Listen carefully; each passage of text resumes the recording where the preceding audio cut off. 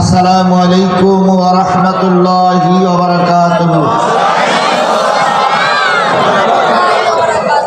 আল্লাহ পাকের দরবারে লক্ষ কোটি শুকরিয়া, যিনি দিনের বেলায় হাজারো কাজকর্ম পিছনে ফেলাই রেখে শুধুমাত্র কেবলমাত্র একমাত্র কোরআন শোনার, কোরআন জানার এবং কোরআন বোঝার নিয়তে হাজারো ব্যস্ততার মধ্যে আপনাকে আমাকে এই দিনে পরিবেশে দিনের বেলায় কবুল করেছেন। বলুন তো, আপনাকে আমাকে এই মজলিসে আসার তৌফিক কে দিলেন? আরেকটু করে বলুন তো, কে দিলেন? এই মাহফিলটার জন্য মাইকিং হয়নি? হয়েছে। পোস্টারিং হয়নি? হয়েছে। এই জায়গায় যে মাহফিল হচ্ছে এলাকার লোক জানে না? জানে। তারপরে মানুষ আসেনি কেন? আসেনি এই কারণে আল্লাহ সব মানুষকে সব জায়গায় কবুল করে না। সব মানুষকে সব জায়গায় কবুল করে না। কাউকে আল্লাহ যাত্রা গানে কবুল করে, কাউকে আল্লাহ সিনেমা অনুষ্ঠানে কবুল করে, কাউকে আল্লাহ পুতুল নাচের অনুষ্ঠানে কবুল করে, কাউকে আল্লাহ হাট বাজারে কবুল করে, আর কাউকে আল্লাহ কোরআনের মাহফিলে কবুল করে। তো আপনাকে আমাকে আল্লাহ যে কবুল করেছেন, মায়া করেছেন, কবুল করেছেন, এজন্য আপনারা খুশি না বেজা? সবাই মিলে বলুন তো, খুশি না বেজা? তাহলে যদি খুশি হই, তাহলে আমাদের মুখে একটা সর্বপ্রথম খুশির বাক্য উচ্চারণ হবে। সেই বাক্যটার নাম কি? জোরে বলেন, সেই বাক্যটার নাম কি? আরেকটু জোরে বলুন, সেই বাক্যটার নাম কি? তাহলে কারোর জবান বন্ধ থাকবে না, সকলে মিলে বলছি আলহামদুলিল্লাহ। আরেকটু জোরে বলুন তো, আলহামদুলিল্লাহ। আল্লাহ বলতেছেন, সাব্বাহা লিল্লাহি মা ফিস সামাওয়াতি ওয়া মা ফিল আরদ ওয়া হুয়াল আজিজুল হাকীম। আল্লাহ বলে, বান্দা শোনো, আসমানে যা আছে, জমিনে যা আছে, আসমানের নিচে যা আছে, জমিনের উপরে যা আছে, গর্তের ভিতরে যা আছে, সাগরে যা আছে, ইচ্ছায় হোক আর অনিচ্ছায় হোক, শুকরিয়া আদায় করে কার? তাহলে আপনি আমি শুকরিয়া আদায় করবো কার? কেবলমাত্র শুধুমাত্র মানুষ বেমালুম আল্লাহরে ভুলে যায়। আল্লাহর কথা মনেই থাকে না মানুষের। মনে থাকে কখন? যখন একটু বিপদে পড়ে যায়, তখন মানুষ আল্লাহরে ডাকে। বিপদ উদ্ধার হয়ে গেলে মনে হয় আল্লাহ যেন আমার জন্য কিছুই করেনি। কথা বলে? ক্ষমতায় যাওয়ার আগে কত সালাম, কত মুসাফা, কত মুআনাকা, কত দান খয়রাত। ক্ষমতায় যাওয়ার পরে একবারই আল্লাহরে ভুলে যায়, ইসলাম ভুলে যায়, কোরআন ভুলে যায়, নামাজ ভুলে যায়, সালাম কালাম ভুলে যায়। মুসলমানদের ছিল মনেই হয় না। জাতীয় সংসদের সদস্য হয়ে জাতীয় সংসদে গেছে, 20 মিনিট টাইম পাইছে। 20 মিনিট গেল শুধু নেতাদের পাল করতে দিতে দিতে। এরপরে শেষ পর্যন্ত এলাকার কিছু চাওয়া পাওয়া নিয়ে চলে আসলো। একটা বারের জন্য মুখ দিয়ে কার নাম উচ্চারণ করে না? আল্লাহর নাম উচ্চারণ করে না, রাসূলের নাম উচ্চারণ করে না। আল্লাহ বলে, বান্দা তোরে আমি সম্মান দিলাম, আর তুই আমারে ভুলে গেলি। কিছুদিন পরে আজকে যারা তোকে তোর গলায় পরাচ্ছে ফুলের মালা, কিছুদিন পরে ওরাই আবার তোর গলায় পরাবে জুতোর মালা।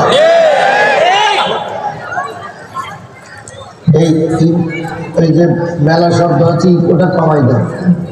আমার শব্দ 3 বার হয়, তাহলে আমি বলবো কবে? তাহলে জিনিসটা বুঝতে হবে, ইচ্ছায় হোক অনিচ্ছায় হোক, যেখানে থাকি, সুখে থাকি, দুঃখে থাকি, বিপদে থাকি, মুসিবতে থাকি, শুকরিয়া আদায় করবো কার? তাহলে আমরা আবারও বলছি আলহামদুলিল্লাহ। কে খুশি হলো? আর আলহামদুলিল্লাহ এই শব্দটা মেনে নিতে পারে না, সহ্য করতে পারে না, গ্রহণ করতে পারে না কে? শয়তান। কে এই মজলিসে আছে? আছে? আছে? কথা বলেন, আছে? নাই? আছে। এখন কোন দিক যাবো বলেন? কেউ বলতেছে আছে, কেউ বলতেছে নাই। সঠিক কোনটা? আচ্ছা এখানে নাই, আশেপাশে আছে, তাই না? এই কথা বলতেছে। আচ্ছা বলুন তো, এই জায়গাটার বেশি মর্যাদা না মসজিদের বেশি মর্যাদা? বেশি মর্যাদা মসজিদে। আচ্ছা বলেন তো, মসজিদে শয়তান থাকে? থাকে। যদি নাই থাকতো তাহলে জুতো চুরি করে কারা? আপনাদের এদিকে জুতো চুরি হয়? তাহলে শয়তান ওখানেও থাকে, এখানেও শয়তান আছে, এর ভিতরেই আছে। যদি বলেন হুজুর সূর্য আসলাম শয়তান বানাই দিলেন, না রে ভাই, শয়তান আপনার বানাই দিব না। আপনি যদি শয়তানি করেন তো ঠেকানো যাবে না। বলুন তো আলহামদুলিল্লাহ বললে খুশি হয় কে? আর আলহামদুলিল্লাহ এই শব্দটা মেনে নিতে পারে না কে? তাহলে এবার আলহামদুলিল্লাহ বলার সময় ডাইনে বামে সামনের দিক তাকাবেন, তাকানোর পর আলহামদুলিল্লাহ বলবেন। যদি জবান না খোলে তাহলে পিছনের দিক থেকে বগলে যখন হাত দিয়ে উঁচু করে ধরে বলবেন হুজুর মাল পাওয়া গেছে। বলতে পারবেন না? তাহলে এবার সবাই মিলে বলুন তো আলহামদুলিল্লাহ। আল্লাহ কবুল করুন। দিনের বেলার মাহফিল খুব বেশি সময় পাওয়া যায় না। আপনি ওয়াজ করার জন্য সব কিছু কমপ্লিট করে নিয়ে আসবেন, মুয়াজ্জিন বেটা হঠাৎ করে আল্লাহু আকবার বলে সেল্লাম দিয়ে উঠবে। যদি মুয়াজ্জিন 1 ঘন্টা পরে আযান দিত তাহলে 1 ঘন্টা আলোচনা ভালো শোনা যেত, কথা বলে। কিন্তু মুয়াজ্জিন সময় মতনই আযান দেবে। এই জন্য রাস্তাঘাটে, দোকানে, পচারিতে, বাড়িতে, তারপরে বাজারে যারা আছেন তাদেরকে অনুরোধ করছি, আমার আলোচনা আসরের উক্ত পর্যন্ত। আসরের আযান দিলে আমার আলোচনা শেষ। এই জন্য মেহেরবানি করে সবাইকে বসার জন্য আহ্বান করছি। রাস্তাঘাটে, দোকানে, যে যেখানে আছেন ভিতরে এসে বসুন। আল্লাহ আপনাকে আমাকে কবুল করেছে, এই জন্য আবারও বলছি আলহামদুলিল্লাহ। বিশ্ব মানবতার শ্রেষ্ঠ বন্ধু, সমস্ত নবী রাসূলদের শ্রেষ্ঠ রাসূল, আমাদের প্রিয় ভাজন নেতা, যার সুপারিশ ছাড়া কোনো মানুষ জান্নাতে যেতে পারবে না, সেই নন্দিত নেতার নামে দুরূদ আর সালাম সবাই মিলে বলছি সাল্লাল্লাহু আলাইহি ওয়াসাল্লাম। বন্ধুগণ বলুন তো, রসুলের চাইতে ভালো মানুষ আর সমাজে কেউ ছিল? বর্তমান কেউ আছে? কিয়ামত পর্যন্ত তালাশ করলে রসুলের চাইতে ভালো মানুষ আর খুঁজে পাওয়া যাবে? কেন পাওয়া যাবে না?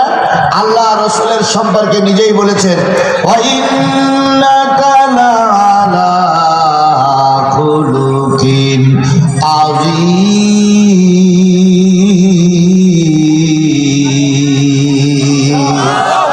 ওগো নবী, আমি আপনাকে উত্তম চরিত্রের অধিকারী বানিয়ে পাঠিয়েছি। আপনার চাইতে উত্তম চরিত্রবান আর কাউকে খুঁজে পাওয়া যাবে না। যদি আদর্শবান রাষ্ট্রপতি দেখতে চাও, নবীর দিকে তাকাও। যদি বিচারপতি আদর্শবান দেখতে চাও, নবীর দিকে তাকাও। আদর্শবান সেনাপতি যদি দেখতে চাও, নবীর দিকে তাকাও। এই নবী সারা জীবনের সারাটা জীবন কষ্ট করলেন উম্মতের জন্য। সেই নবীর নাম শোনার পরে দুরূদ শরীফ পড়া দরকার আছে না নাই? কারোর জবান বন্ধ থাকবে না। সকলে মিলে বলছি রাসূলের পরে দুরূদ আর সালাম সকলে মিলে বলছি সাল্লাল্লাহু আলাইহি ওয়াসাল্লাম। বন্ধুগণ, আপনারা এখানে এসে বসেছেন কি শোনার জন্য? জোরে বলুন, আরেকটু জোরে বলুন। কোরআন শোনার জন্য। এখানে বলা হয়েছে তাফসিরুল কোরআন মাহফিল, কোরআন থেকে তাফসির করা হবে, কোরআন থেকে আলোচনা হোক। এটাকে আপনারা চান? সবাই মিলে চান?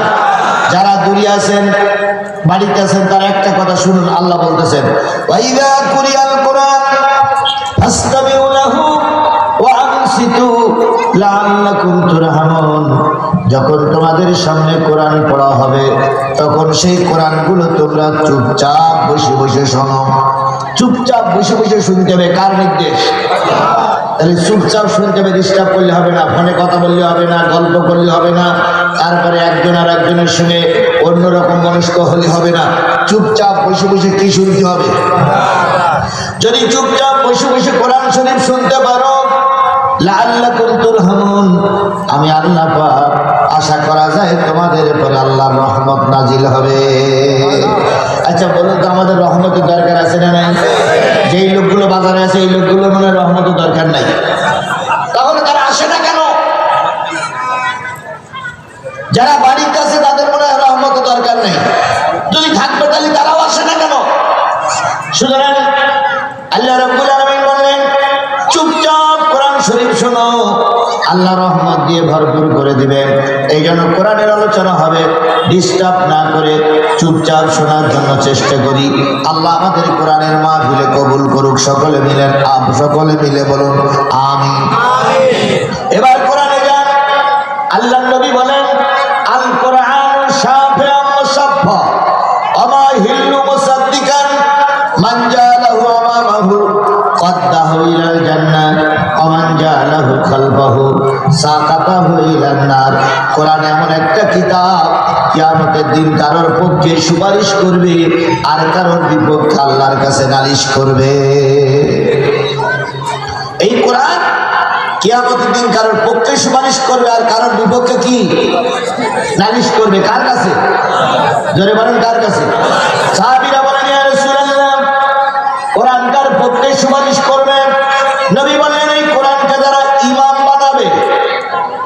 কি বানাবে বলুন তো? ইমাম পিছনে থাকে না সামনে থাকে? ইমাম যখন আল্লাহু আকবার বলে রুকুতে যাবে, আপনি তখন কোথায় যাবেন?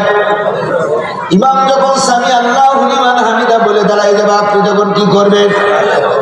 ইমাম যখন আল্লাহু আকবার বলে সিজদায় যাবে, আপনি তখন কোথায় থাকবেন? তার মানে ইমামের অনুসরণ করবেন। আল্লাহ রাসূল বলেন, যারা এই কোরআনকে ইমাম বানাবে, তার মানে কোরআন যা বলেছে সেই অনুযায়ী চলবে।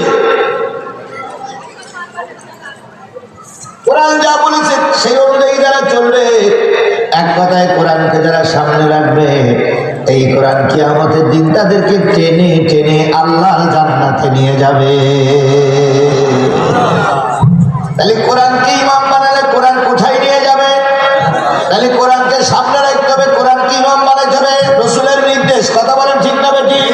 ওয়ামান জালাহু খালফাহু, যে ব্যক্তি কোরআনকে পিছনে রাখবে, কিয়ামতের দিনে কোরআন তাকে ধাক্কা দিয়ে আল্লাহর জাহান্নামে নিক্ষেপ করবে।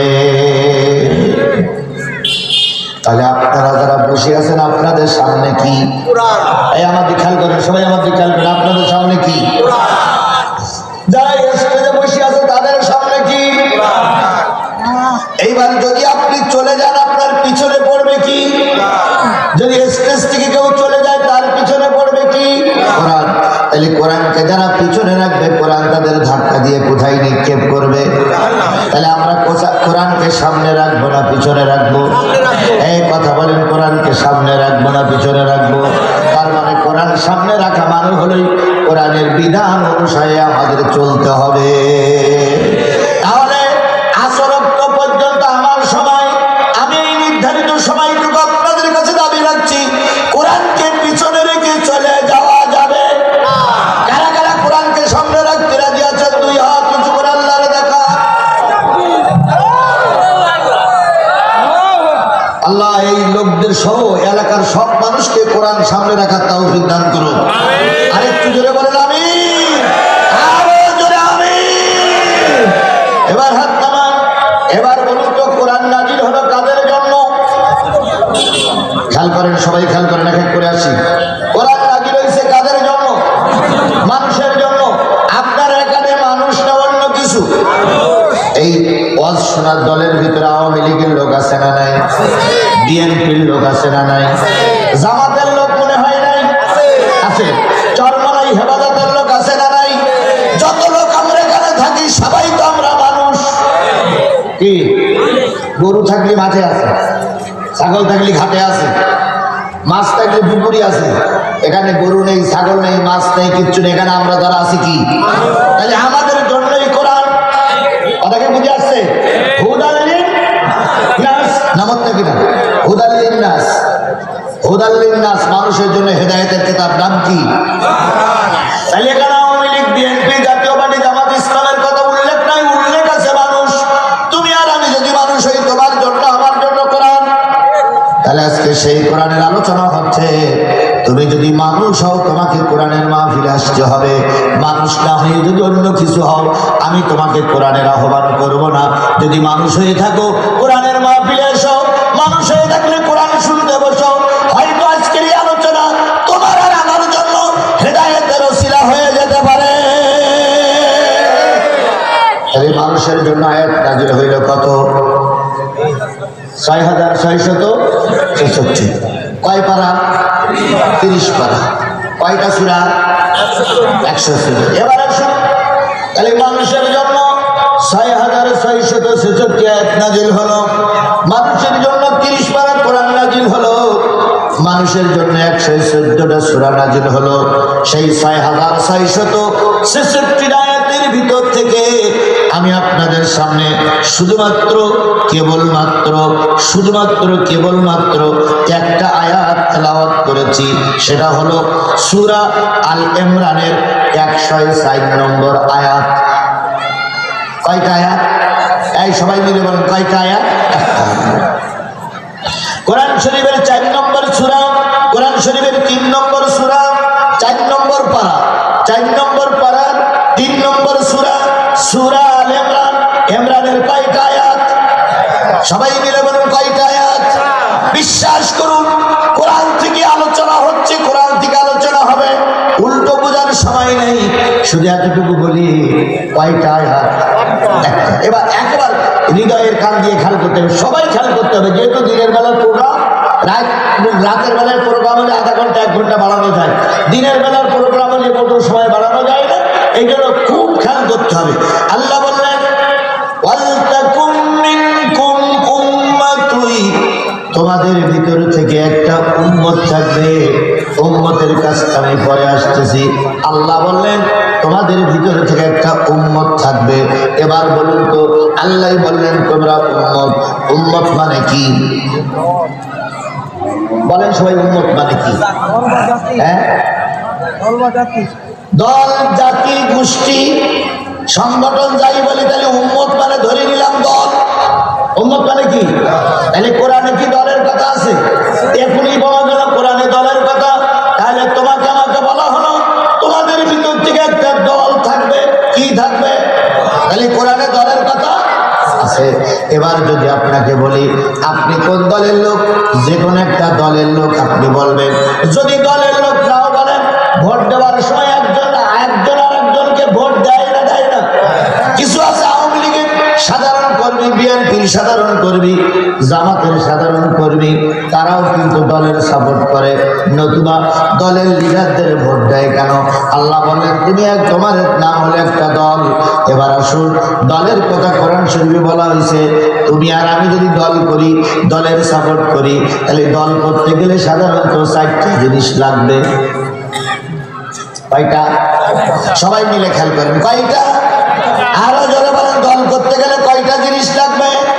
তাহলে দল করতে গেলে 4টা জিনিস লাগবে। প্রথম, দল করতে গেলে দলের একটা নাম লাগবে। আল্লাহ বলতেছে তোমরা একটা দল, তাহলে আপনি যদি সেই দলের কর্মী হন, তাহলে আপনার দলের একটা নাম লাগবে। এবার বলুন তো, আপনার দলের নাম কি? হ্যাঁ, আরেকটু জোরে বলেন, সবাই মিলে বলেন না। আল্লাহ নিজেই বলেন, ওয়ালতাকুম মিনকুম উম্মাতুন, তোমাদের দলের নাম হলো তোমরা উম্মত। কার উম্মত?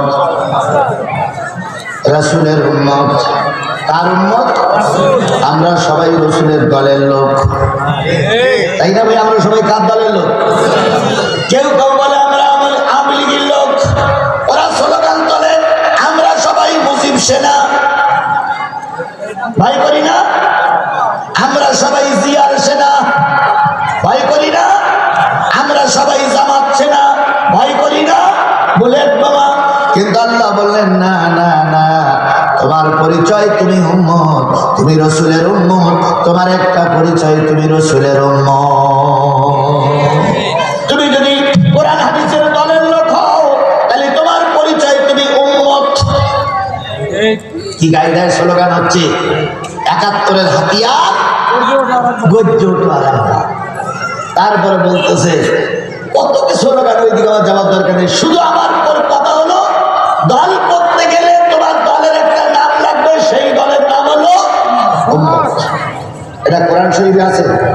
আমি যদি বলি জামাত, তাহলে জামাতের কথা বললে হেফাজতের লোকেরা অসন্তুষ্ট হবে। আবার হেফাজতের কথা বললে জামাতের লোকেরা অসন্তুষ্ট হবে। আওয়ামী লীগের লোকেরা কথা বললে বিএনপির লোকেরা অসন্তুষ্ট হবে। আল্লাহর কথা বললি যদি মুসলমান হয়, সে অসন্তুষ্ট হবে না, হবে না, হবার কথা নাই। আল্লাহর কথা শুনলে যদি অসন্তুষ্ট হয়,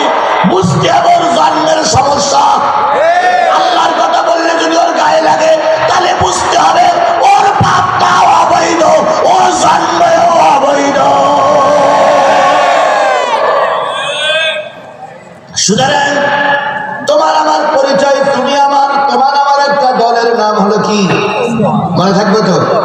এবার দল করতে গেলে কয়টা জিনিস লাগবে? তোমার আমার দলের নাম উম্মত। এবার তোমার আমার নেতার নাম কি বলে? নেতার নাম মুহাম্মদ রাসূলুল্লাহ সাল্লাল্লাহু আলাইহি সাল্লাম। এবার মুহাম্মদ সাল্লাল্লাহু আলাইহি সাল্লাম যদি আপনার দলের নেতা হয়, লাভটা কি? আল্লাহ পাক সূরা বনী ইসরাঈলের ভিতরে বলছেন, ইয়াউমা নাদউ কুল্লা উনাসিন বিইমানিহিম। কিয়ামতের দিন সকল দলের নেতা সহ কিয়ামতের দিন কর্মীরা উঠবে, নেতা সহ ডাকা হবে। বিশ্বাস করুন, এখানে রাসূলের বাদ দিয়ে যে যে নেতার পক্ষে স্লোগান দিচ্ছেন, কিয়ামতের দিন সেই নেতার সঙ্গে হয় জান্নাত নাই জাহান্নাম। স্লোগান দিচ্ছে আমরা সবাই মুজিব সেনা দেন, আমি আপনার বাধা দেব না, কারণ আপনাদের হাতে যে পাওয়ার ছিল, এখন তার কিছু কথা বলা যাচ্ছে, এখান থেকে সমাজ আগে বলাই যেত না। কি আদাব পাওয়া, মঞ্চে বসে দাড়ি নাই, জোহরের সালাত আদায় করি নাই, ওনারাই উপদেশ দিত, হুজুর এদিক যাবেন না, ওদিক যাবেন না, এটা বলবেন না, সেটা বলবেন না। তারপরও যদি ইমাম সাহেব বা হাফেজ সাহেব বা বক্তা সাহেব, মাওলানা সাহেব একটু কথা ঘুরিয়ে ঘুরিয়ে বলতে দিয়ে যদি 19-20 হয়ে যেত, অনেক বক্তাকে মঞ্চের থেকে গলা ধাক্কা দিয়ে নিচে নামাই দেওয়া হয়েছে, অনেক বক্তাকে মেরে আহত করে হাসপাতালে পাঠিয়েছে, অনেক বক্তাকে মেরে পুলিশে দিয়েছে। কথা বলে ঠিক না ঠিক? তাহলে সেই অবস্থা পরিবর্তন হয়েছে। তোমরা যদি মুজিব সেনা হয়েই থাকো, কিয়ামতের দিন মুজিবারের সঙ্গেই তোমাদের হয় জান্নাত নাই জাহান্নাম। মান তাশাব্বা বিকওমিন ফাহুয়া মিনহু। যেই জাতি, যেই গোষ্ঠী, যেই দলের সঙ্গে ওঠা বসা করবা, ওই দল, ওই জাতি, ওই গোষ্ঠী যেখানে যাবে, কিয়ামতের দিন তোমাকে সেখানেই থাকতে হবে। অন্যান্য দলের কথা বলতে গেলে কিছু লোক আবার ঘেমে যেতে পারে, বললাম না, শুধু তোমার পায়ে ধরে বলি ভাই, যে দল করতেছো, যে দলের পক্ষে সাপোর্ট করতেছো, ওই দলটা জাহান্নামী না জান্নাতি তুমি একবার হিসাব করে দেখো। যদি তোমার দল জান্নাতে যায়, তুমিও জান্নাতি। যদি তোমার দলের নেতারা জাহান্নামে যায়, তুমিও জাহান্নামী।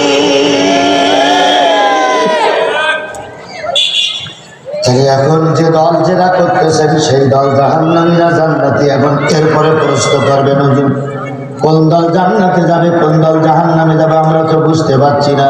কারণ ইতিমধ্যে কিছু কিছু লোক বলতেছে, আমার দলের লিডারের নাম জপ করবা, জান্নাতে যাওয়া যাবে।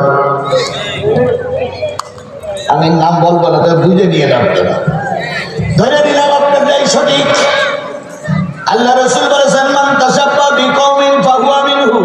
যেই জাতি, যেই গোষ্ঠীর সঙ্গে যার ওঠা বসা, সেই জাতি, সেই গোষ্ঠীর সঙ্গে হয় জান্নাত নাই জাহান্নাম।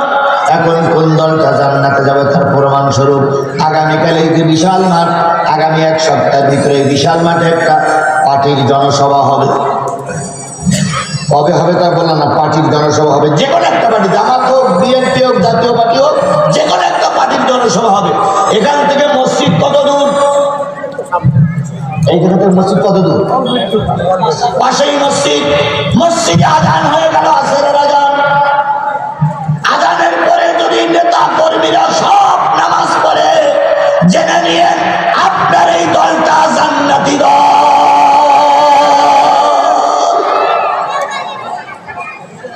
আজান হয়ে গেল, হাতে গোনা কয়েকটা লোক নামাজ পড়তে গেল, আর বাকি সব লোক সিগারেট কিনে বেড়ালো। তাহলে বুঝতে হবে ওই দলটা কোন দল? জাহান্নামী দল। সুতরাং আপনাকে আমাকে দল করতে গেলে দলের নাম উম্মত, নেতার নাম কি? মুহাম্মদ রাসূলুল্লাহ সাল্লাল্লাহু আলাইহি ওয়াসাল্লাম। তাহলে আজকের স্লোগান হবে, তোমার নেতা আমার নেতা। সবাই মিলে বলুন, তোমার নেতা আমার নেতা।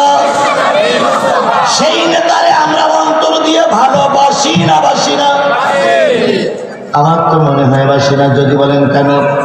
এর আগে মুজিবারের দল ক্ষমতায় ছিল, মাথার পরে দুইজন বসে থাকতো, একজন হচ্ছেন মরহুম প্রেসিডেন্ট মুজিবুর রহমান, আর একজন হচ্ছেন হযরত শেখ হাসিনা। দুইজন মাথার উপরে বসে থাকতেন, কথা বলেন ঠিক না ঠিক? এই দুইজনের ছবির পরে যদি কোন রকম বিয়াদবি করা হয় 6 মাসের জেল। ওই দুইজনের ছবির সঙ্গে বিয়াদবি করলে কয় মাস জেলখানা লাগতো? 6 মাস জেল। 50,000 টাকা জরিমানা বিনিময়ে আরো 1 বছর কি আরো 6 মাস জেল।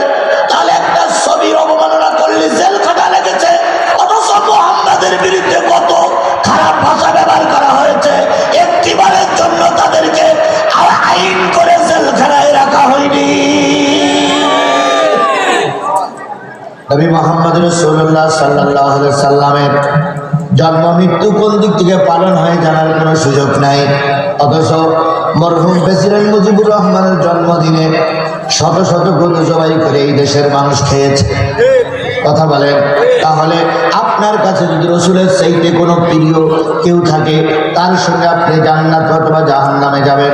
এবার যারা আওয়ামী লীগ করেন, অন্যান্য দল করেন, বুকে হাত দিবেন, শুধু বুকে হাত দিবেন আসরের নামাজের পরে 1 মিনিট কল্পনা করবেন, আপনি যে দলের পিছনে ঘুরতেছেন, যাকে সামনে ভোট দেবেন বলে নির্বাচিত করেছেন, যাকে সাপোর্ট করে এমপি বানাবেন, চেয়ারম্যান বানাবেন, একটা বারের জন্য হিসাব করবেন ওই লোকটা নামাজি না বেনামাজি। আমি নামাজি কি বেনামাজিটা বলতে বলছি না, শুধু হিসেব করতে বলছি। হিসেব করে যদি দেখেন যারা নেতা বানাচ্ছে ওই নেতা জান্নাতি, তাহলে আপনি লাইন ঠিক আছে আপনার। আর যদি মনে করেন যে না আমি একজন নামাজি ভুল পথে চলতেছি, তাহলে পায়ে ধরে অনুরোধ করছি বেরিয়ে আসো, বেরিয়ে আসো, বেরিয়ে আসো যদি নাজাত পেতে চাও। বুঝাইলে যারা বোঝে তারা আবু বকরের সঙ্গে জান্নাতে যাবে, বুঝাইলে যারা বুঝবে না তাদেরকে আবু জেহেলের সঙ্গেই হয়তো থাকতে হবে। তাহলে দল করতে গেলে কয়টা জিনিস লাগলো? 1 নম্বর দলের নাম কি? উম্মত।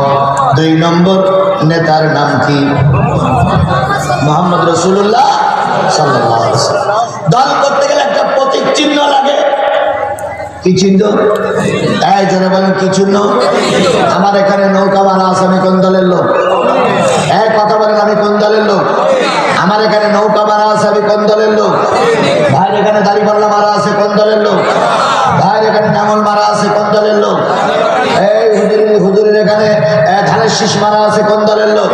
তাহলে তুমি আর আমি দল করতে গেলে তোমার আর আমার একটা কি লাগবে? প্রতীক চিহ্ন লাগবে। সেই প্রতীক চিহ্ন বুঝে বোঝা যাবে তুমি কোরআনের দলের লোক না আবু জেহেলের দলের লোক। কথা কি ক্লিয়ার? সেই প্রতীক চিহ্নটার নাম কি বলেন? সবাই বলেন আরো জোরে। না, যদি দাড়িপাল্লার কথাই বলেন তাহলে তো জামাতের সমাবেশ হয়ে গেল। আপনারা জামাতের সমাবেশে ডেকেছেন না কোরআনের মাহফিলে ডেকেছেন? এই কথা বলেন, কোরআনের মাহফিলে ডেকেছেন না জামাতের সমাবেশে ডেকেছেন? তাহলে কোরআনের মাহফিলে কোরআন দিয়ে আলোচনা হবে, জামাতের সমাবেশ করলে তো ওরা কালকে টাকা দেবে না।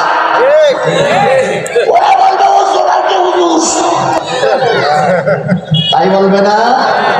এখন তো কিছু কিছু লোক আশঙ্কা জমাইতে হয়ে গেছে। বিগত 15.5 বছর ময়দানে পাওয়া যেত না, আর যদিও ময়দানে থাকতে একটা কথা মুখ দিয়ে বাহির করে নেই, তারা এখন মঞ্চে উঠে এমন দাপুটি কথা বলে মনে হয় ওরা সব রাজমিস্ত্রি আর আমরা হারাম জোগাড়ি। অনেক বক্তারা বিগত 15.5 বছর মুখ খুলিনি। কথা বলেন, কথা বলেন, কথা বলেন। বিগত 15.5 বছরের নাম করে কয়েকজন বক্তা ছাড়া আর সবকটা বক্তা বিক্রি হয়ে গেছে আওয়ামী কাছে। আমি আজিজুল ইসলাম জিহাদি সাতক্ষীরার মানুষ, আমি কোরআন শরীফ সামনে নিয়ে কথা বলছি। কোরআন শরীফের পরে হাত থেকে কথা বলছি শুধুমাত্র হক কথা বলার কারণে। আমার নামে 20টা মামলা, 20টা মামলা নিয়ে ঘুরতেছি। শুধু হকের পক্ষে থাকার কারণে 5 দিন আইনা করে থাকতে হয়েছে। শুধু হকের পক্ষে থাকার কারণে বাড়ি ঘরগুলো বোল্ডোজার দিয়ে ভেঙে দেওয়া হয়েছে। তারপরে আল্লাহ পাক এখনো কোরআনের পক্ষে টিকাই রেখেছে। আল্লাহ যেন মৃত্যুর আগ পর্যন্ত কোরআনের পক্ষে টিকে থাকার তৌফিক দান করেন। সকলে মিলে বলেন আমিন। তাহলে তোমার আমার আপনার আমার প্রতীক চিহ্নের নাম কি? ইসলাম। আপনার আমার প্রতীক চিহ্নের নাম হলো, দলের নাম কি? উম্মত। নেতার নাম কি? মুহাম্মদ। প্রতীক চিহ্নের নাম হলো সুন্নাত। প্রতীক চিহ্নের নাম কি বললাম? এই সবাই মিলে বলেন, প্রতীক চিহ্নের নাম কি? সুন্নাত। এবার আসুন, টুপি পরাটা কি? দাড়ি রাখা কি? জুব্বা পরা কি? এটা যেমন সুন্নাত, এর আগে আরেকটা সুন্নাত আছে। বলুন তো, এই টুপি ছাড়া আরেকটা টুপি রাসূল পরেছেন, সেই টুপিটার নাম কি? না, হেলমেট। কিসের হেলমেট? লোহার হেলমেট। কিসের হেলমেট?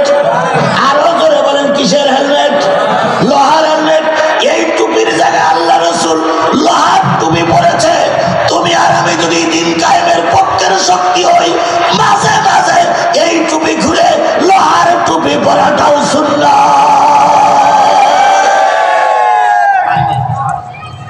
মিষ্টি খাওয়া কি? থাল থেকে খাওয়া কি?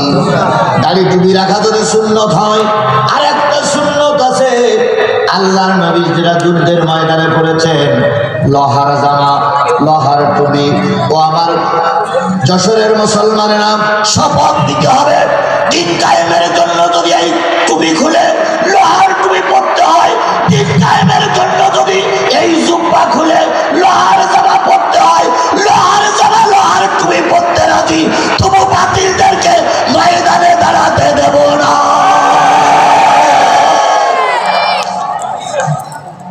আল্লাহর নবী উহুদের ময়দানে, কোন ময়দানে? উহুদের ময়দানে। বলুন তো, রাসূল উহুদের ময়দানে গেছিলেন কোন টুপি পরে? লোহার টুপি। বলুন তো, রাসূল উহুদের ময়দানে গেছেন কোন জামা পরে? লোহার জামা পরে। উহুদের ময়দানে যে কাফেরদের সঙ্গে মোকাবেলা করে রাসূল পেরে উঠলেন না, আমার নবী উহুদের ময়দানে পড়ে গেলেন। উহুদের গর্তের ভিতরে রাসূল ভুট হয়ে পড়ে গেছেন। যেই নবীর চেহারার দিকে তাকাইলে মানুষের পেটে ক্ষুধা থাকতো না, সেই রাসূলের চেহারাটা এখন রক্তে লাল হয়ে গেছে। মদিনার যুবতীরা বলেছেন, ঘরে খাবার নাই, পরনে কাপড় নাই, পানি নাই, খেজুর নাই, বাচ্চাদের কোনো অবস্থায় ঠান্ডা করা যায় না। অনেক বুদ্ধি দিয়ে বাচ্চাদেরকে মদিনার মসজিদে পাঠিয়ে দিলাম। মদিনার মসজিদে বাচ্চারা চলে গেল।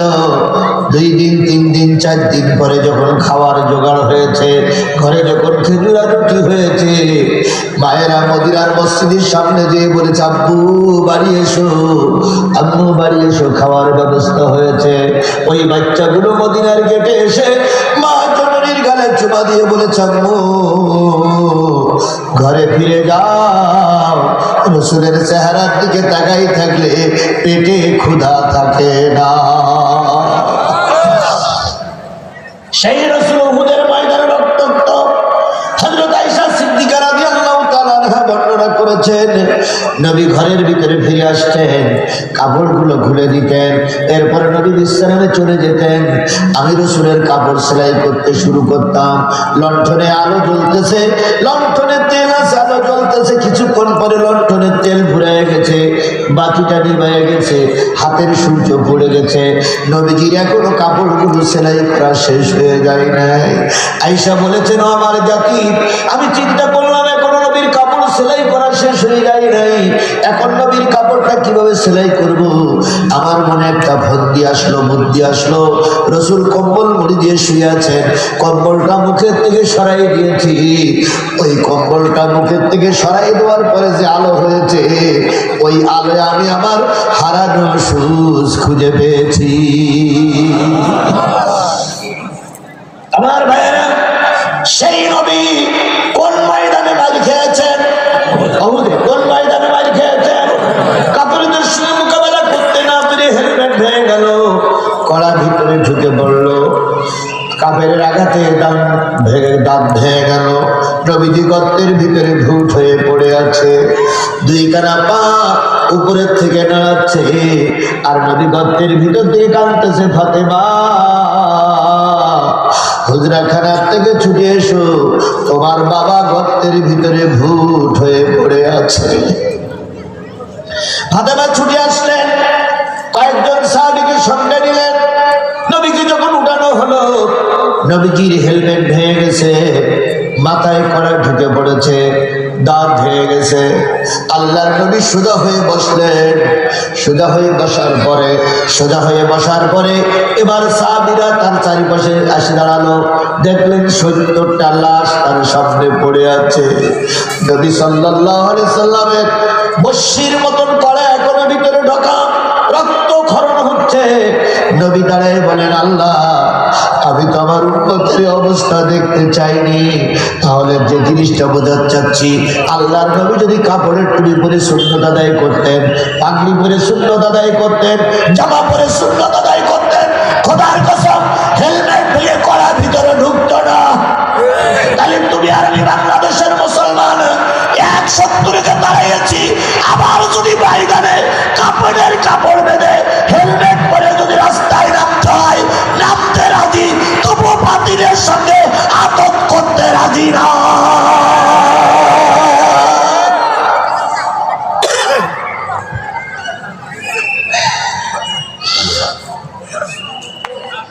আল্লাহু আকবার। তাহলে যে জিনিসটা বোঝাতে চাচ্ছিলাম সেটা হলো, দলের নাম কি বললাম? উম্মত। প্রতীক চিহ্নর নাম কি? সুন্নত। নেতার নাম কি? মুহাম্মদ রাসূলুল্লাহ সাল্লাল্লাহু আলাইহি সাল্লাম। আপনি কিন্তু ইসলামের দলের দিকে এগিয়ে যাচ্ছেন। কোন দিকে এগিয়ে যাচ্ছেন? দলের দিকে এগিয়ে যাচ্ছেন। সেটা জামাত ইসলাম হোক, হেফাজত হোক, চরমনাই হোক, ফুরফুরাই হোক, আওয়ামী লীগ হোক, বিএনপি হোক। দল করতে গেলে কয়টা জিনিস লাগবে? এই 4টা জিনিস যদি আপনার ভিতরে থাকে, বুঝতে হবে আপনার দলটা ইসলামী দল, আপনি জান্নাতি দলের ভিতরেই আছেন। ডাইরেক্ট কারণ নাম বলা যাবে না, কারণ ডাইরেক্ট বললি বিপদ। কয়েকদিন আগে চরমনাই আর বাংলাদেশ জামাত ইসলামের 2 আমির এক জায়গায় হলো, দেখেছেন না আপনারা? এবার 2 আমির সংবাদ সম্মেলন করে কি বলল? যে ভোটের বাক্স হবে একটাই। কি ঠিক তার শোনেন আপনারা? জামাতের আমিরও বলেছে, চরমনার আমিরও বলেছে ভোটের বাক্স হবে একটাই। আজকে আবার দেখলাম বিএনপির ফখরুল গেছে চরমনায় দরবারে, আজকে ফখরুল গেছে। এখন আসে রক্ত পর্যন্ত বসে আছি যে ওনারা আবার কি বলে। আগে বললে ভোটের বাক্স হবে কয়টা? একটা।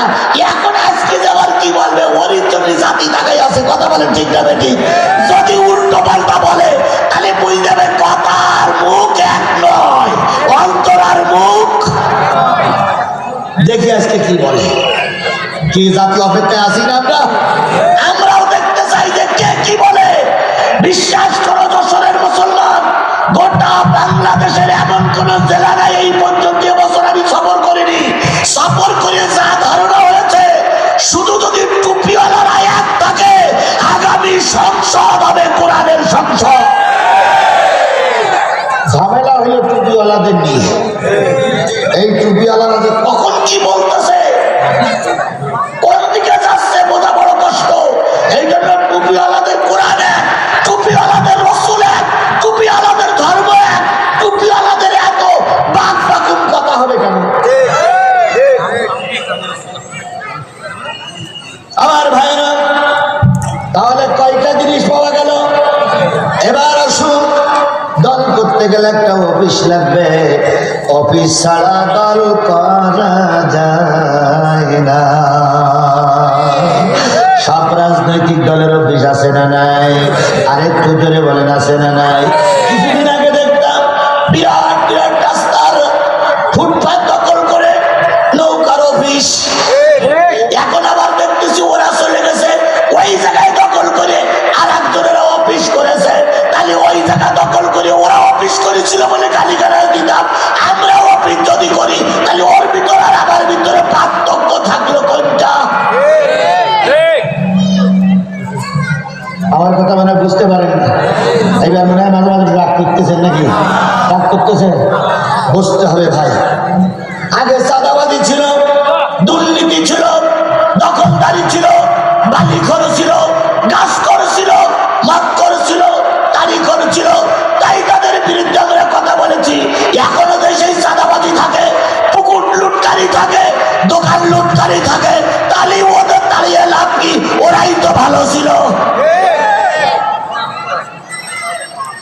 তাহলে দল করতে গেলে লাগবে একটা অফিস। বলুন তো, তুমি আর আমি যদি ইসলামী দলের নেতা কর্মী হয়, তোমার আর আমার দলের অফিসের নাম কি? এইবার খেটে গেছে। এতক্ষণ যা বলেছেন টুনির বিষয় এবার খেটেছে। মুসলমানদের মসজিদে মুসলমানদের অফিসের নাম কি? জোরে বলেন, মুসলমানদের অফিসের নাম কি? তুমি দলের কর্মী অফিসে হাজির হও না, তোমাকে দলের কর্মী রাখা যাবে? রাখা যাবে? বিএনপির কর্মী, জাতীয় পার্টির কর্মী, জামাতের কর্মী, আওয়ামী লীগের কর্মী দল করেছে, একদিনও দলে অফিসে আসে না, ও কি দলের কর্মী না দল বিরোধী? তাহলে তুমি আর আমি যদি জান্নাতি দলের কর্মী হই, তোমার আমার উপস্থিতি থাকবে মসজিদে। তাহলে 4টে গুণ অর্জন হয়ে গেল। এবার হয়ে গেলেন আপনি একজন ইসলামী দলের কি কর্মী, ছাত্র। একজন ইসলামী দলের কি কর্মী বা ছাত্র, একটা স্কুলের ছাত্র। এবার দলের ভিতরে ঢুকলেন। দলের ভিতরে ঢোকার পরে আপনার দায়িত্বটা হচ্ছে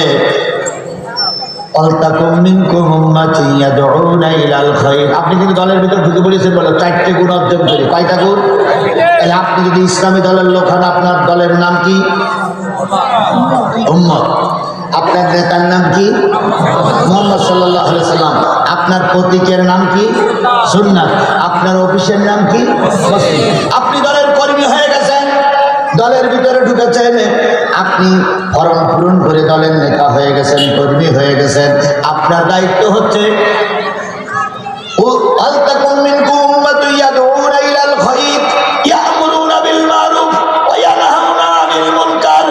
মানুষকে ভালোর দিকে ডাকতে হবে, আপনার 1 নম্বর কাজ। সৎ কাজের আদেশ করতে হবে, আপনার 2 নম্বর কাজ। ওয়ায়ানহাউনা আনিল মুনকার, অসৎ কাজ দেখে বাধা সৃষ্টি করতে হবে না, শব্দটা উচ্চারণ করতে হবে। এটাই হলো আপনার 3 নম্বর কাজ। যদি আপনি এই কয়টা কাজ করতে পারেন, আপনি একজন ইসলামী দলের কর্মী হয়ে গেছে। এবার কর্মী হতে গেলে, দলের ভিতরে ঢুকতে গেলে একটা মন্ত্র পড়া লাগে। কি পড়া লাগে?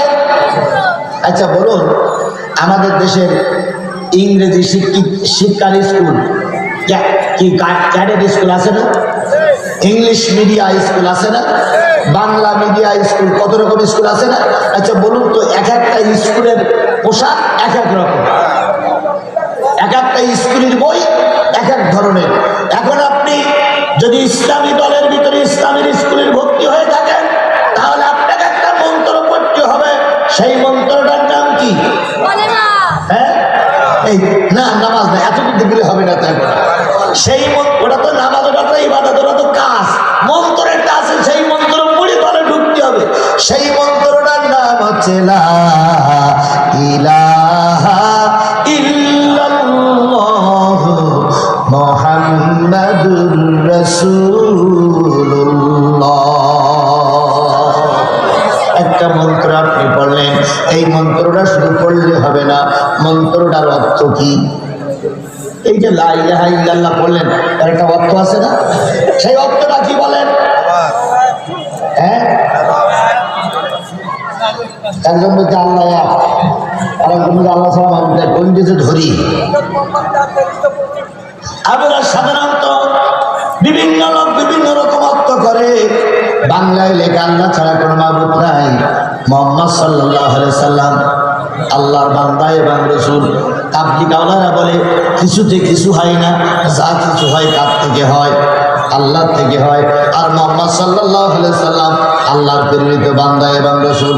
এক একজন এক এক রকম অর্থ প্রকাশ করতেছেন। এবার আসুন, লা মানে নেই, ইলাহা মানে ইলাহা বলেন, আর মাবুদ বলেন, আর যাই বলেন। নেই মাবুদ ইল্লাল্লাহ, কে ছাড়া? আল্লাহ ছাড়া। তাহলে নেই ইলাহা, আল্লাহ ছাড়া। নেই মাবুদ, আল্লাহ ছাড়া। নেই মাবুদ, আল্লাহ ছাড়া। নেই ইলাহা, আল্লাহ ছাড়া। এইটার কালেমার অর্থ লা মানে নেই, ইলাহা মানে ইলাহা, ইল্লাল্লাহ আল্লাহ ছাড়া। লা ইলাহা মানে আল্লাহ ছাড়া আর কোনো ইলাহা নেই, মাবুদ নেই। এবার আপনি যদি ইলাহার বাংলা করেন, মাবুদের বাংলা করেন, তাহলে ইলাহার বাংলা করলে, মাবুদের বাংলা করলে অর্থ আসে 4টা। 1 নম্বর, আমি কালেমা পড়েছি, কারোর আইন মানব না, কার আইন ছাড়া। আমি কালেমা পড়েছি, কারোর হুকুম মানব না, কার হুকুম ছাড়া। আমি কালেমা পড়েছি, কারোর কাছে রেজেক্ট যাবো না, কার কাছে ছাড়া। আমি কালেমা পড়েছি, কেউ আমার উপকার করতে পারবে না একমাত্র আল্লাহ ছাড়া। তাহলে মন্ত্র পড়লাম, মন্ত্র অর্থ হচ্ছে নেই কোনো আইনদাতা কে ছাড়া, নেই কোনো হুকুমদাতা কে ছাড়া, নেই কোনো রেজেক্ট দাতা কে ছাড়া, নেই কোনো প্রার্থনা কবুলকারী কে ছাড়া, আর মোহাম্মদ সাল্লাল্লাহু আলাইহি ওয়াসাল্লাম আল্লাহর বান্দা এবং রাসূল। তাহলে আমি মেনে নিলাম আল্লাহর আইন ছাড়া কারোর আইন মানবো না। এবার আপনি কালেমাওয়ালা টুপিওয়ালা এখানে যে দলের লোক হন, বলুন তো গত 15 বছর কার আইন চলেছে? ধরে বলেন কার আইন চলেছে? নিশ্চয়ই একটা দলের আইন চলেছে। কথা বলেন ঠিক না বেঠিক? শুধু দলের আইন চলি নাই, দলে এমন করে আসছে 20টা আমাদের ঘাড়ের পরে চড়ে বসেছিল। প্রায় ওরা বলতেন আমরা পালাবো না, তাই বলতেন না আমরা কি পালাই না, আমরা পালানো জাত নই, শেখ হাসিনা পালাই না। ফখরুল সাহেব আপনার বাসায় একটু জায়গা দিবে। ইতিহাস বলে এরশাদ সাহেব ক্ষমতাচ্যুত হয়েছিল, এরশাদ সাহেব পালায়ে যায়নি। খালেদা জিয়া দীর্ঘদিন জেল খাটলো, খালেদা জিয়া দেশ থেকে পালাই যায়নি।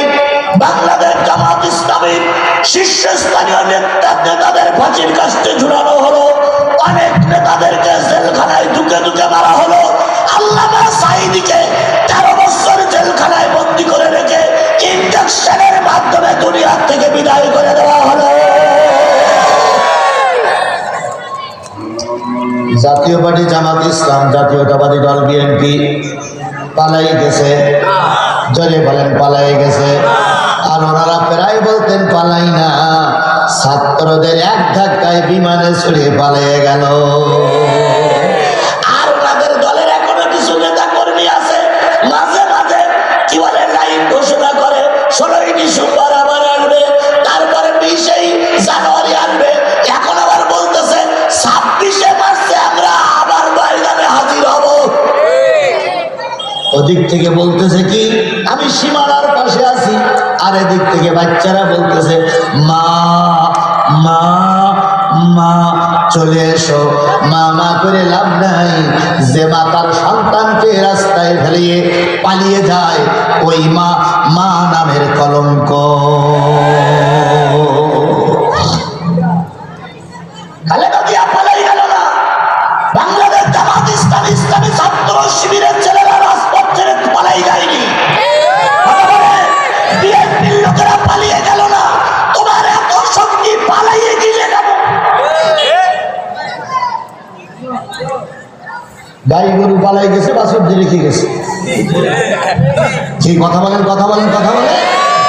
তাহলে যে মা বাচ্চাদের রাজপথে রেখে পালাই যায় ও মা না, ও রাক্ষসী, ও ডাইনি বুড়ি, ওদের বিরোধী। আল্লাহর কসম এই দেশদ্রোহী, এই নাস্তিককে আর বাংলাদেশের মাটিতে আসতে দেওয়া হবে না, কোন অবস্থায় ঢুকতে দেওয়া হবে না। আর যদি ঢোকো বিচারের আওতায় ঢুকতে হবে। এই মুহূর্তে সবচেয়ে বড় প্রয়োজন বিএনপি আর জামাতের একতাবদ্ধ হয়ে থাকা। আল্লাহ পাক দুইটা দলকে একতাবদ্ধ হয়ে থেকে দেশের কল্যাণে কাজ করার তৌফিক দান করুন। তাহলে আমি ইসলামী দলের কর্মী হয়ে গেলাম। কার আইন মানব, কার হুকুম মানব? এবার আপনি কর্মী হয়ে গেছেন, কোরআন হলো আপনাকে দেওয়া হলো, এই কোরআন হলো আপনার ক্লাসের বই। এই ভাই, আপনি একটা স্কুলে ভর্তি হলে কিছু বই দেবেন আপনার, সেই বই যদি না পড়েন তাহলে ওই স্কুলে ছাত্র থাকতে পারবেন? আপনি বলবেন পারবেন? তাহলে আপনি কোরআনের স্কুলের ছাত্র হয়ে গেলেন, আপনাকে দেওয়া হলো কোরআন। কি দেওয়া হলো? যেহেতু আপনি কোরআনের স্কুলের ছাত্র হয়েছেন, আপনার হাতে তুলে দেওয়া হলো কোরআন। এবার কোরআন আপনার কাছে বলতেছে, যদি তুমি ইসলামী দলের ছাত্র হও, যদি তুমি মূলমন্ত্র পাঠ করে থাকো, আমি কোরআন তোমার কাছে আসছি, আমি কোরআন, আমার দাবি হলো 6টা, আমার 6টা দাবি যদি তুমি মেনে নাও, তুমি আল্লাহর জান্নাতে যাবে। আমার 6টা দাবি যদি তুমি মেনে নাও, আমি কোরআন তোমাকে সঙ্গে করে জান্নাতে নিয়ে যাব। সেই কোরআনের 6টা দাবি কি আমি যদি সংক্ষিপ্ত আকারে বলে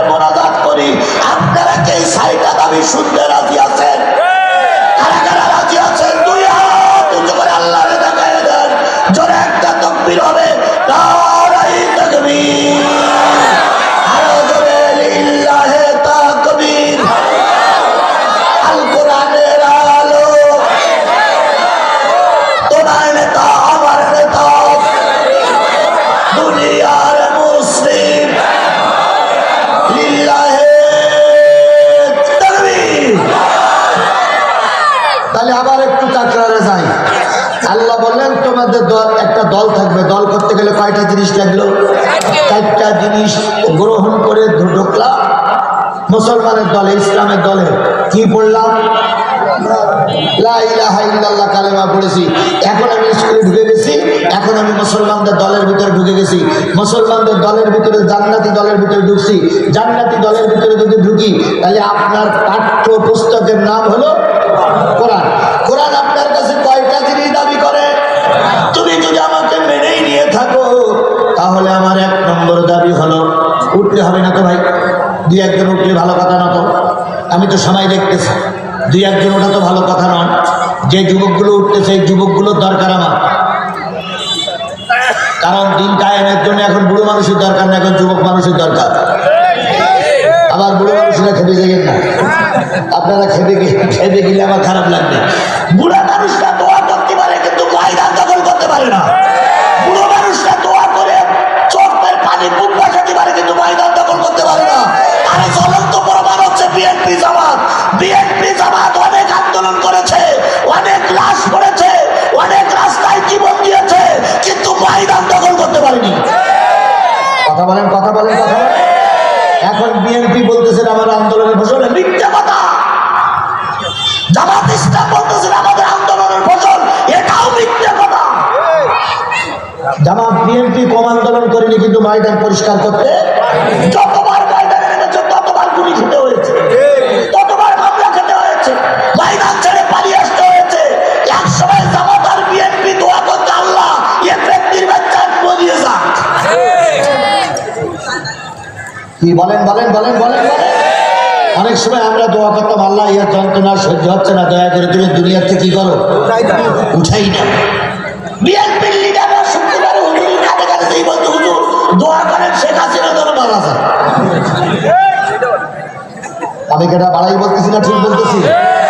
যখন এই 7ই জানুয়ারি নির্বাচনে যখন কৌশল করে দামি নির্বাচন করে ক্ষমতায় গেল, তখন বহুত নেতারা বলেছিল এর কাছে বুদ্ধি করে আর পারা যাবে না, এর আল্লাহ হয় অ্যাক্সিডেন্টে দারুণ বলে দেন, তাই দুনিয়াতে চলে যান। এইরকম দোয়া নিয়ে যখন আমরা যাই নামাজে বসেছিলাম, ঠিক সেই সময় তোমাদের মতন একদল যুবকেরা রাস্তায় নামলো। এই কথা বলেন, কথা বলেন, কথা বলেন। যে যুবকেরা ছিল হাই স্কুলের যুবক, মাদ্রাসার যুবক, প্রাইমারি স্কুলের যুবক, রিক্সাওয়ালা, কুলি, মজুর, বিভিন্ন জায়গা থেকে এক জায়গায় এসে রাস্তায় নামলো, বাতিলেরা পালিয়ে যেতে বাধ্য হলো। যখন পুলিশের আইজি ডিআইজির কাছে শেখ হাসিনা ফোন দিয়ে বলতেছে ময়দানের কি খবর, কয় ম্যাডাম ময়দানের অবস্থা খুব খারাপ। তো বলতেছি কেন, আর গুলি করে মারা যাচ্ছে না? তো বলতে ম্যাডাম আগে জামাত বিএনপির লোক একটা মল্লি সব চলে যেত, 2টো মল্লি চলে যেত, 10টা মল্লি চলে যেত, আর এখন একটা মল্লি 4টে দাঁড়ায়। একটা মারা গেলে কয়টা দাঁড়ায়? 4টে দাঁড়ায়। কয়টা মারবেন আপনি? এর মধ্যে এর ভিতরেই সেনাবাহিনীর প্রধান যে বলতেছে ম্যাডাম টবলা টুবলি মনে হয় গোসাইনে লাগে। কেন? শাহবাগ পর্যন্ত চলে আইছে, পিঁপড়ের মতো লাইন দিছে সব। শেখ হাসিনা রেগে বেগে বলতেছে গুলি করে পরিষ্কার করে দাও। ভাই ম্যাডাম সে সুযোগ আর নাই। ম্যাডাম তখন বলতেছে আমার বিরানি। সেনাবাহিনীর প্রধান বলছে বিরিয়ানি খাতে গেলে